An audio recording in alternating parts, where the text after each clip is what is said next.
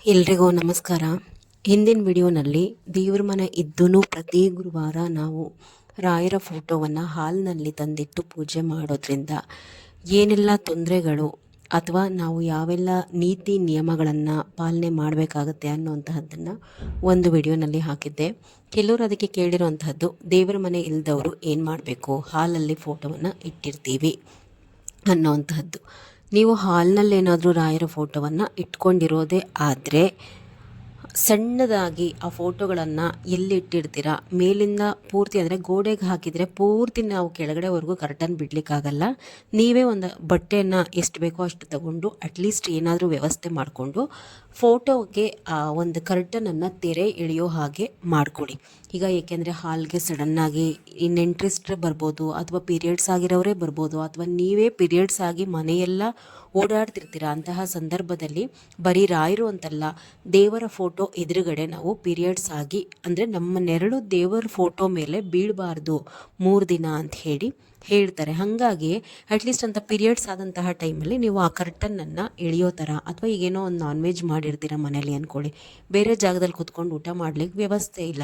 ಈಗ ರಾಯರ ಫೋಟೋ ಹಾಲಲ್ಲೇ ಇರುತ್ತೆ, ನೀವು ಅಲ್ಲಿ ಊಟ ಮಾಡೋವಂಥದ್ದು ಖಂಡಿತವಾಗಿ ರಾಯರ ಫೋಟೋ ಎದುರುಗಡೆ ಕೂತ್ಕೊಂಡು ನಾವು ನಾನ್ ವೆಜ್ಜನ್ನೆಲ್ಲ ಊಟ ಮಾಡೋವಂಥದ್ದನ್ನು ಮಾಡಬಾರ್ದು. ಗೊತ್ತೋ ಗೊತ್ತಿಲ್ಲದೇನೋ ಇವೆಲ್ಲ ನಮಗೆ ಮುಂದೆ ಒಂಥರ ಆ ಒಂದು ನೆಗೆಟಿವ್ ಎನರ್ಜಿಯಾಗಿ ನಮಗೆ ಕಾಡಲಿಕ್ಕೆ ಶುರು ಮಾಡುತ್ತೆ. ಮನೆಯಲ್ಲಿ ತೊಂದರೆಗಳು ತಪ್ಪಿದ್ದಲ್ಲ. ಈಗ ನಾನು ಹೇಳೋವಂತಹದ್ದು ನಿಮಗೆ ಹಾಸ್ಯಾಸ್ಪದ ಅನ್ನಿಸ್ಬೋದು.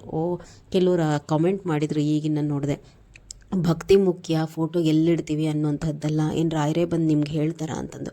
ಕೆಲವೊಂದನ್ನಲ್ಲ, ನಾನು ಇಲ್ಲಿ ಮೇಜರ್ ಏನು ಮಾತಾಡ್ತೀನಿ ಅದೆಲ್ಲವನ್ನು ಸಹ ರಾಯರು ನನಗೆ ಸೂಚನೆ ಕೊಟ್ಟಿರೋ ಅಂಥದ್ದನ್ನೇ ನನ್ನ ಮನಸ್ಸಿಗೆ ನಾನು ಮಾತಾಡುವಂಥದ್ದು.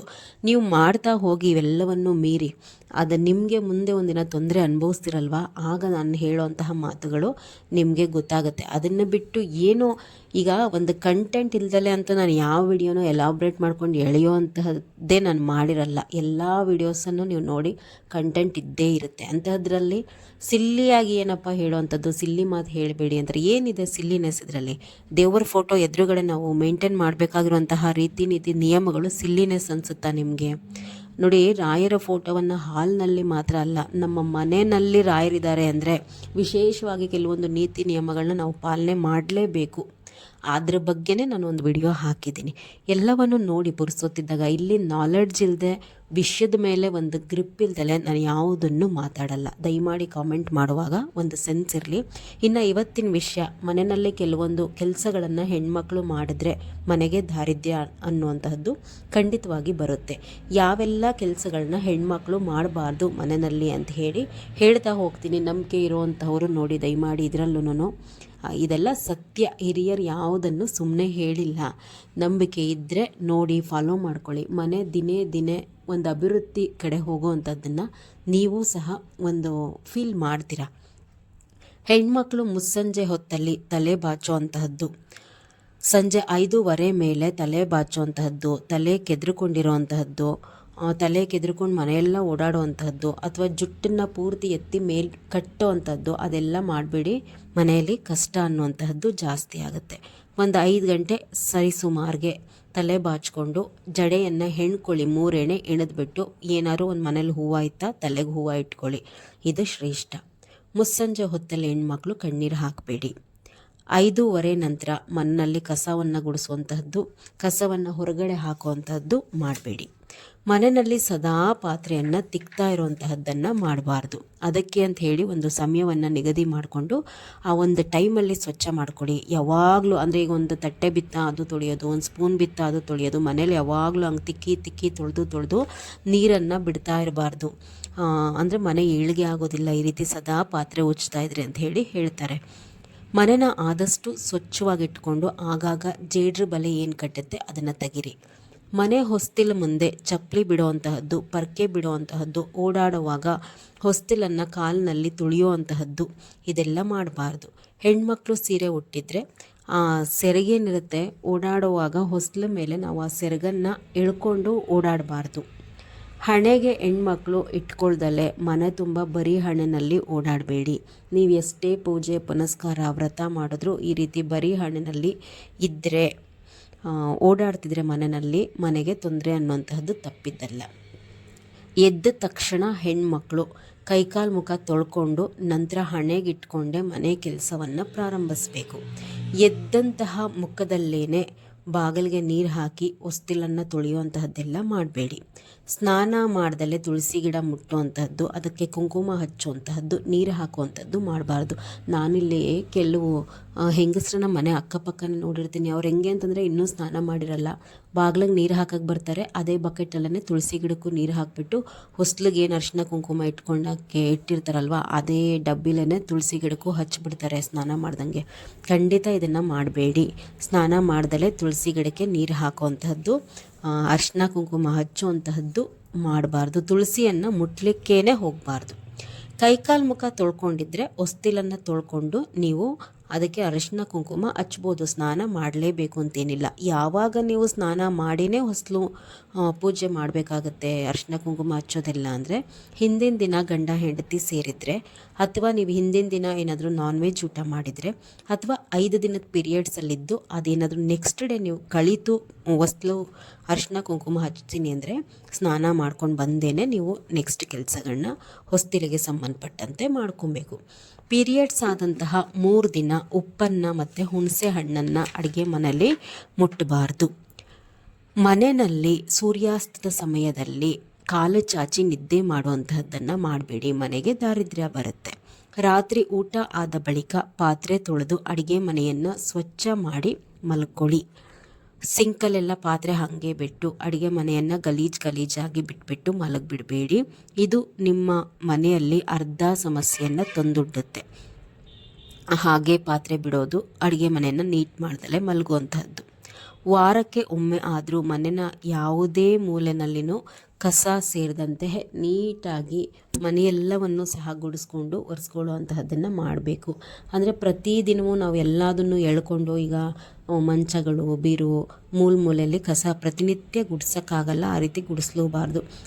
ವೀಕ್ಲಿ ಒನ್ಸ್, ವಾರಕ್ಕೊಂದು ಸರ್ತಿ ನಾವೇನು ಮಾಡಬೇಕು, ನೀಟಾಗಿ ಎಲ್ಲ ಮೂಲೆಯಲ್ಲೂ ಸ್ವಚ್ಛವಾಗಿ ಕಸವನ್ನು ತಕ್ಕೊಂಡು ಬರಬೇಕು. ಆ ರೀತಿ ಮೂಲೆಯಲ್ಲಿ ಕಸ ಸೇರೋದಕ್ಕೆ ಬಿಟ್ಟರೆ ಕೈಯಲ್ಲಿ ಹಣ ನಿಲ್ಲೋದಿಲ್ಲ ಮನೆಯಲ್ಲಿ ಅಂತ ಹೇಳ್ತಾರೆ.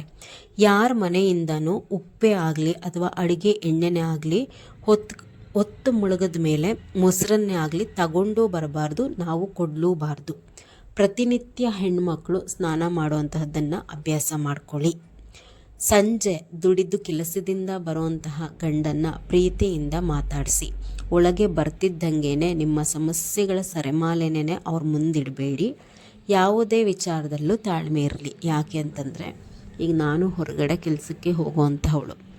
ಮನೆಯಲ್ಲಿ ನಾವು ಏನು ಒಂದು 4 ಗೋಡೆ ಮಧ್ಯೆ ಇರ್ತೀವಲ್ವ, ಅಷ್ಟೇ ಪ್ರಪಂಚ. ಹೊರಗಡೆ ಇರೋದಿಲ್ಲ. ಹೊರಗಡೆ ಪ್ರಪಂಚ ಬಹಳ ಕಷ್ಟ. ಕೆಲಸ ಮಾಡುವಂತಹ ಜಾಗದಲ್ಲಿ ಎಲ್ಲವೂ ಸರಿಯಾಗಿದ್ದರೂ ನಾನಾ ತರಹದ ಟೀಕೆಗಳು ಕೆಲಸ ಮಾಡುವಂಥವ್ರ ಮೇಲೆ ಬರ್ತಿರುತ್ತೆ.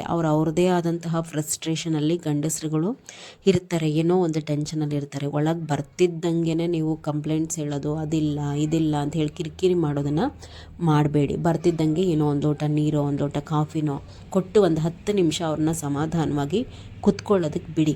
ಆಮೇಲೆ ಸ್ವಲ್ಪ ಅವ್ರು ಒಂಚೂರು ಸಮಾಧಾನ ಆದಮೇಲೆ ನಿಮ್ದೇನಿರುತ್ತೆ ಅದನ್ನು ಹೇಳುವಂತಹದ್ದನ್ನು ಹೇಳಿ. ಅವ್ರಿಗೆ ಮಾಡುವಾಗ ಹೆಣ್ಮಕ್ಳು ತಿಂದು ಉಂಡು ಯಾವುದೇ ದೇವತಾ ಕಾರ್ಯಗಳನ್ನು ಮಾಡಬೇಡಿ. ಅಂತಂದರೆ ಈಗ ಹೊಟ್ಟೆ ಹಚ್ಕೊಂಡಿರ್ಲಿಕ್ಕಾಗಲ್ಲ ಅಂತ ಹೇಳಿ ತಿಂಡಿ ಎಲ್ಲ ತಿಂದು 11-12 ಗಂಟೆಗೆಲ್ಲ ದೀಪ ಹಚ್ಚುವಂಥದ್ದನ್ನು ಮಾಡಬಾರ್ದು. ಸ್ವಲ್ಪ ಬೆಳಗ್ಗೆ ಬೇಗ ಎದ್ದೇಳುವಂಥದ್ದನ್ನು ಅಭ್ಯಾಸ ಮಾಡ್ಕೊಳ್ಳಿ. ಬೆಳಗ್ಗೆ ಬೇಗ ಎದ್ದಾಗ ಕೆಲಸ ಮಾಡೋದಕ್ಕೂ ಸಹ ನಿಮಗೆ ಬಹಳಷ್ಟು ಸಮಯ ಇರುತ್ತೆ. ಆದಷ್ಟು ಒಂದು 5 ಗಂಟೆಗೆ ಎದ್ದರೆ ಒಳ್ಳೆಯದು. ಎದ್ದ ತಕ್ಷಣ ಕೈಕಾಲು ಮುಖ ತೊಳ್ಕೊಂಡು ಮನೇನ ಮೊದಲು ಆದಷ್ಟು ಒಂದು 6 ಗಂಟೆ ಒಳಗಡೆ ಮನೆ ಗುಡಿಸಿ ನೆಲವನ್ನು ಒರೆಸಿ ಅಂಗಳಕ್ಕೆ ನೀರೆಲ್ಲ ಹಾಕಿ ರಂಗೋಲಿ ಹಾಕ್ಕೊಂಡು ಸ್ನಾನ ಮಾಡಿ ಮೊದಲು ದೇವ್ರ ದೀಪವನ್ನು ಮನೇಲಿ ಹಚ್ಚಿಬಿಡಿ. ಹಚ್ಚಿದ್ದಾದಮೇಲೆ ನಿಮ್ದು ಏನಿದೆ ತಿಂಡಿ ಮಾಡೋದು, ಮಕ್ಕಳನ್ನ ರೆಡಿ ಮಾಡ್ಕೊಳ್ಳೋವಂಥದ್ದು, ಆ ಕಾರ್ಯಗಳನ್ನ ಇಟ್ಕೊಳ್ಳಿ. ಪೂಜೆ ಆದಮೇಲೆ ನಿಮ್ಗೆ ಹಂಗೆ ಹಸಿವು ಅಂದರೆ 8 ಗಂಟೆಗೆ ತಿಂಡಿ ತಿಂದರೂ ನಡೆಯುತ್ತೆ. ಇಲ್ಲ ಅಂತಂದಾಗ ಏನಾಗುತ್ತೆ ಅಂತಂದರೆ ನೀವು ಬೇರೆಲ್ಲ ಕೆಲಸಗಳನ್ನ ಫಸ್ಟು ಮಾಡ್ಕೊಳ್ಳೋಕೆ ಕೆಲಸ ಮಾಡೋದ್ರಿಂದ ಸಹಜವಾಗಿ ಹಸಿವು ಅನ್ನೋಂಥದ್ದು ಆಗುತ್ತೆ. ಹಸಿವು ತಡೆಯೋಕ್ಕಾಗಲ್ಲ, ಇರಪ್ಪ ತಿಂಡಿ ತಿಂದ್ಬಿಟ್ಟು ಆಮೇಲೆ ಸ್ನಾನ ಮಾಡಿಬಿಟ್ಟು ಪೂಜೆ ಮಾಡೋಣ ಅನ್ನೋಂತಹ ಮನಸ್ಥಿತಿಗೆ ಬಂದುಬಿಡ್ತೀರ.